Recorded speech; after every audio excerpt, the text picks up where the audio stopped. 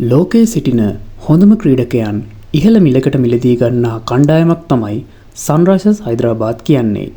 එතරම් ඉහළ මිලකට මිලදීගත් ක්‍රීඩකයන් සිටියදී අපේ රටේ පුංචි ශ්‍රී ලංකාවේ පිටිසර ගමක ඉපදුණු පුංචි ගොළු ගැටයෙක් අද ඉන්දිය IPL පිටිය හෙල්ලීමට සමත් වෙලා තියෙනවා.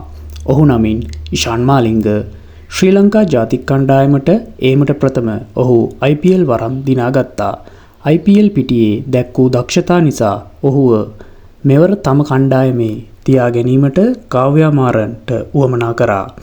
ඇයගේ ඉල්ලීම් පරිදි ඉෂාන් මාලිංග 2026 මෙවර IPL සඳහා හොඳම 11 දෙනා අතරට ක්‍රීඩා කිරීමේ ඒ සුවිශේෂී වාග්ය උදා වුණා. විතරක් නොවේ ඔහුට වැඩිම කඩුල්ලාභීන් 5 දෙනා අතරට පැමිණීමටද හැකියාවද ලැබුණා.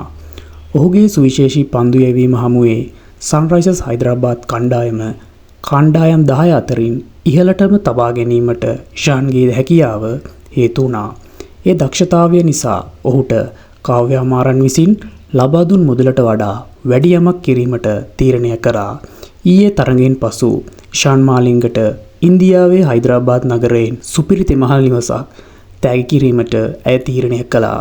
එහි වටිනාකම ඉන්දිය කෝටි 25ක් පමණ වන බවයි ඉන්දිය මාධ්‍ය වාර්තා කරන්නේ.